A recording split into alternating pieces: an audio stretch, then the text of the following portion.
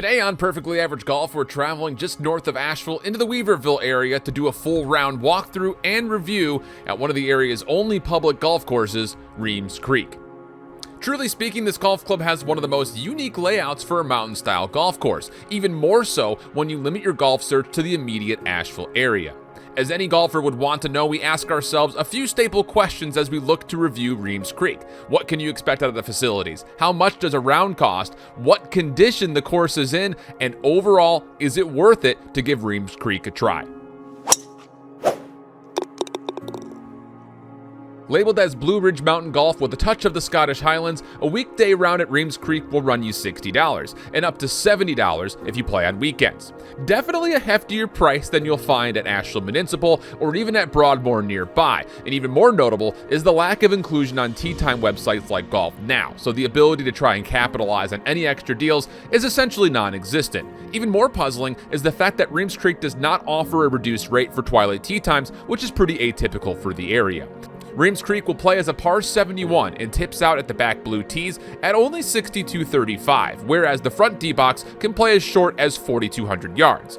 But be wary, this course offers a ton of elevation changes, and at times that yardage can feel much longer. The slope and rating of this course gives you the feeling that the course actually should be pretty scoreable, as the blue boxes rate a 70.4, which would mean a scratch golfer should play this course at about 1 under par. It also carries a slope of 133, which is just a touch above the average slope across the US, but is pretty typical around this area. Personally, I think this course plays much harder than those two numbers, but we'll talk more about that later.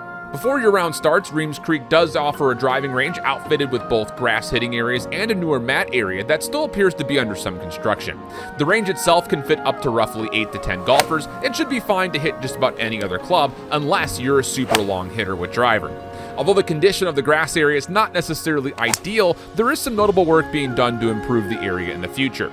There's also a sizable putting green that I would recommend spending some good time on, as the practice green offers tons of slope, which you are definitely going to encounter on the course itself. So get some time in hitting uphill, downhill, side slope putts, because trust me when I say, you're absolutely going to need that.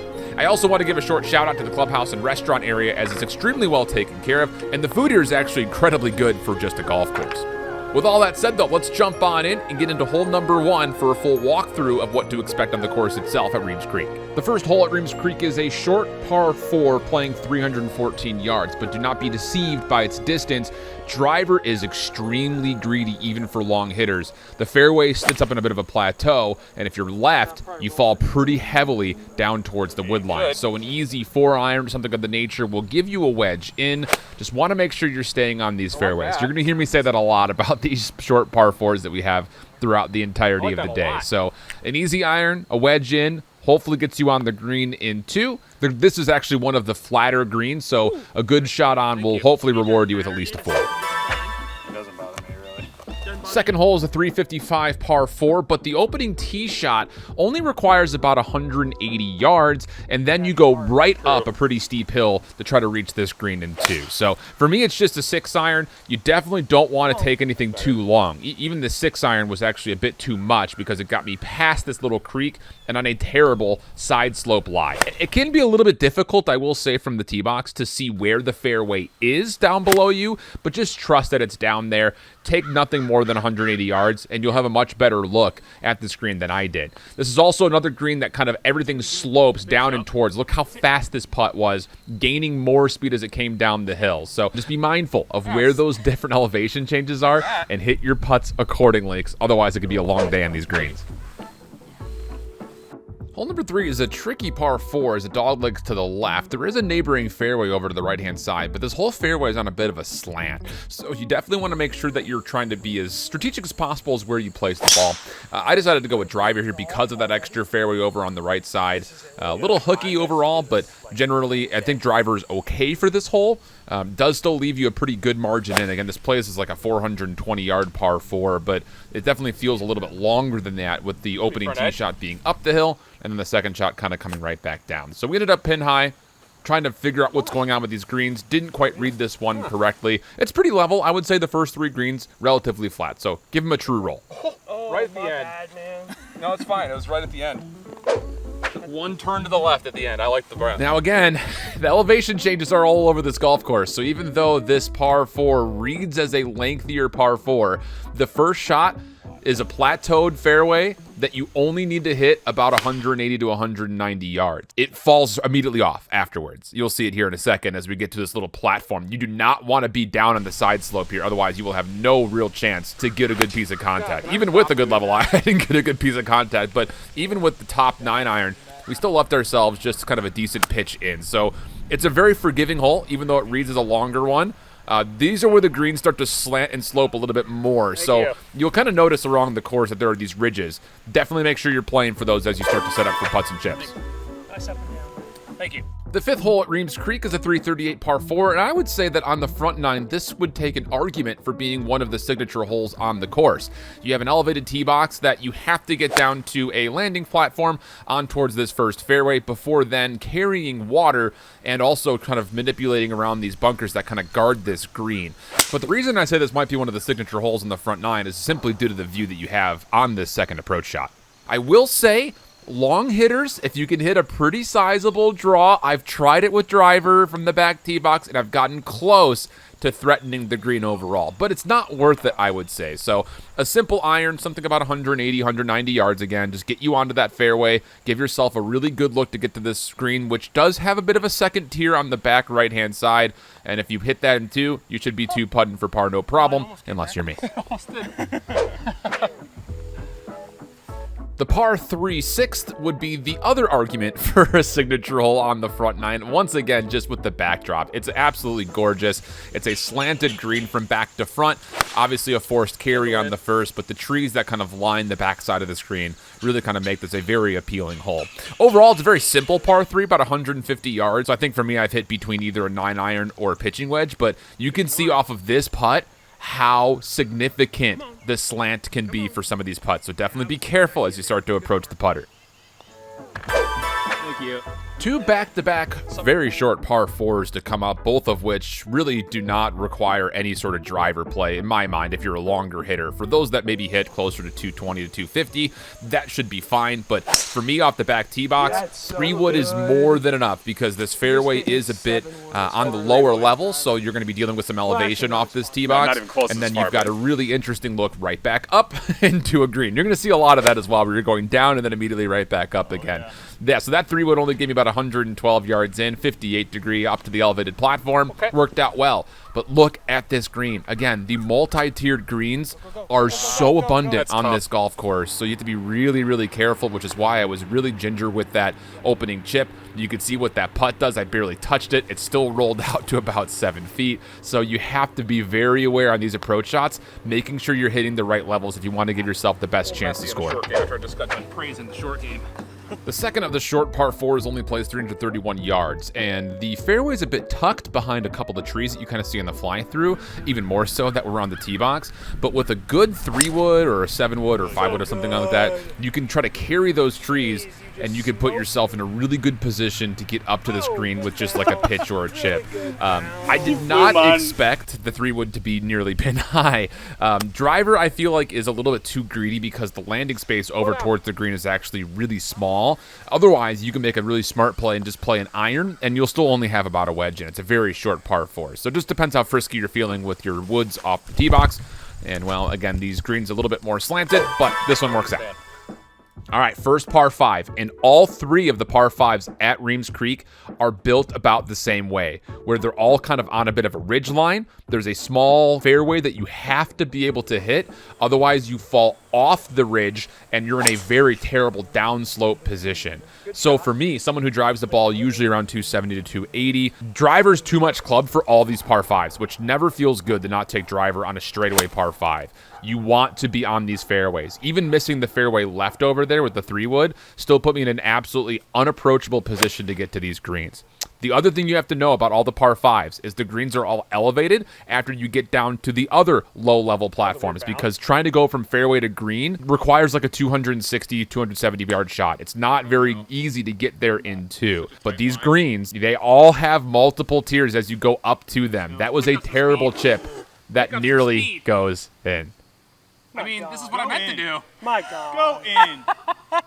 So keep all those in the back of your mind if you're coming out and playing Reems Creek for the first time. Every par 5 may not be driver, and more so, you have to play them as a 3-shot approach. Getting you started on the back 9 is the longest par 4 on the course, 444 yards, where it's a bit of a weird situation because you could play it the way it's kind of designed, where you kind of go towards those left 2 bunkers with a lower iron and you play a longer second shot, or you pretty much have to get aggressive with driver and try to carry this opening hill and hopefully find a kind of a cutoff in towards the middle of the fairway. We were able to do that. It left us with a really solid 125-yard shot in, where we are going again right back up just a little bit of that same hill. This green is extremely thin left to right, but extremely deep front to back. So you have to be very accurate on your left to right orientation. I was a little bit too far left, but still got a great up and down to get par. 180-yard or so par 3 here on the 11th. It is a descended green, and the green is actually pretty large. Also a gorgeous view here. This would definitely be another one of those holes on the back 9 that could possibly contend for a second signature hole just because of that view. So with this, we took 7-iron, just again, 180 playing closer to 170. Had a pretty good one. Again, you can kind of see the different ridges and undulations in this green. So be very aware of where your pin is positioned and how exactly you may need to try to get a little bit more to get down towards that tier or stay up on top of it. Thank you. Right back into the second of the weird par 5s on this course. Only 518 yards, but look how small that landing space is. Tucked between 2 bunkers. It's not very deep, nor is it very wide. So we once again pulled out the 3-wood. This one I just absolutely yanked with a pretty big hook on it, so that's not great news. But even if you're on top of this platform, you'll kind of see it when we do our little punch out here. Getting to this green in 2 is just so darn difficult, man. These par 5s are so tricky, and I'm telling you, I've hit driver here once before, and I fell off this platform, and I absolutely blew up this hole. And I would say play the front side of these fairways more than the back side of the fairways, because these are not typically greens that are getting on in 2. You're typically playing these as 3-shot approaches. So we made a little bit of a mess of this hole. A couple of recovery shots here or there. We actually smoked that 7-wood to give ourselves a chance, but look at the green undulation. That looks really, really good, but you can see it just on the camera. That is a level camera. That is how sloped the green is, so be very careful. One of the last of the short par 4s on this course. Once again, a very guarded landing space. It's only 304 yards, and you can see it off the tee box here. Trying to thread a driver between these 2 tree lines and trying to get past the bunkers and even give yourself a look at the green is nearly an impossibility. And even more so, once you see what this green looks like, I just don't think it's worth going for it with driver. I've tried it before, and I put myself in terrible positions because you fall off this green heavily on the left, the right, as well as over the back. Also with this green, very slanted. So just give yourself a chance to get on in 2. All right, the 14th hole is a very tight and narrow par 3. Doesn't play super long, about 170 once again, so it just requires accuracy because the green once more is pretty deep front to back, but just pretty tight left to right. So accuracy is key here. Once again, this green is actually a little bit tricky with the undulations, but largely pretty flat. So as long as you're somewhere nearby, you should have a pretty solid look. But like I mentioned, I mean, you can kind of see it right here. That left side of the green is on the second platform compared to where it was on the lower ground. So hopefully if you hit something nice and solid, you'll give yourself a 2-putt or an up and down that doesn't sneak around the hole like mine did. The next 2 par 4s, once again, will test your decision-making abilities because even though the 15th hole plays about 380, the first tee shot to get to that bunker is only about 230 to 240. You can, though, if you hit a little bit of a fade, try to cut this corner and wrap something around to be in the middle of the fairway, which is exactly what the call was for me with this 7-wood, and it only gives us about 110 yards in. So if you've got the ability to shot shape a bit of a fade, play it off that bunker, let it bleed to the right with something like a 7 or a 3-wood. Driver, I still think is going to be too much for most people. Once again, these greens very tricky, so make sure you mark your high points and give yourself a good roll. Now, the last major decision you have to make is the tee shot here at 16. And I would say that this is the definitive top signature hole on this course. Just comes down to what you think the second one is. There are 2 ways to play it. The first is just to give yourself on this first fairway with something like a 200-yard shot. It really doesn't come into play the water deep nor the water short, and it's a big wide fairway right off this opening tee box. If you're a big hitter that can pump out about 300 yards, you can get over that second set of water with a bomb drive. This one was really well hit. It just didn't draw for me and ended up to the trees, but it was safe. So that's kind of your decision making on how you're feeling about driver. And especially if you're a longer hitter, you probably haven't been hitting driver too much on this course. So your confidence will have to be high. We ended up playing off of the normal shot that I would play, which is that opening to the first fairway. Pitching wedge gets us onto this top platform. This is a double-tiered green. I just didn't quite give it enough love to get all the way to the hole. If you're gonna hit it hard, it's not gonna break that much. The final par 3 here on the 17th starts at an elevated tee box, and it goes to a green that is heavily guarded by not just the bunkers you see, but also a ton of elevation and slopage around the green itself. So just from the tee box, you should be able to see all of the undulation on the green. Just make sure you're marking where exactly those elevations and slopes are, so that way you're putting yourself in the best position possible. That 6-iron was absolutely smoked. We put it a little bit too far, but the up and down was actually really well done. Once again, just using the curves of the green to give myself the best chance possible. If you can do the same, hopefully you'll be able to kind of pull together an up and down or a 2-putt. Well, putter for me wasn't quite there for today. I have such a hard time committing to playing a putt that short, that far outside the hole. And the home stretch, 18, the last of the tricky par 5s that you once again are on a ridge line, have to get to the opening fairway, then usually have to play down to the next fairway before going back up again to get hopefully on in 3. Driver's just too much. I just don't think it's worth it. You'll see it here. This 3-wood was hit pretty well. I usually hit my 3-wood about 260, maybe 270 with some roll, and we nearly put ourselves in the worst position possible. I had 195 in, so I did want to try to give this one a go. 5-iron was really well placed. It just was a little too left and a little too low. Look at the slopage on this green, my mans. It is double tiered all over the place. And if you don't hit a good shot, things like this are going to happen. Not just on this green, but on a lot of them. So make sure you're spending some time before you hit your approach shot, considering if it's an elevated green that has these double tiers, because they're very, very difficult to get up if you're on the wrong tier or vice versa. So be cautious with it. Hopefully you guys enjoyed the walkthrough. We put together a really solid round overall, so hopefully you guys got a really good look at it and are considering playing out here at Reems Creek. Let's take it to the outro and give you the final reviews. Not going to stay up.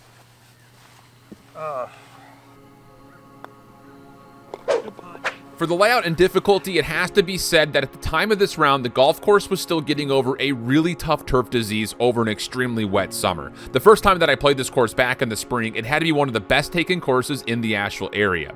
The one thing that doesn't change, though, is the layout of this course. Is it unique? Yeah, without a doubt. It definitely lends itself more towards a thinking golfer's course. It's not a particularly long course, and all the par 5s will make you reconsider driver due to those small ridge-like landing spaces, making all 3 of them essentially 3-shot holes, unless you can really rip an approach wood.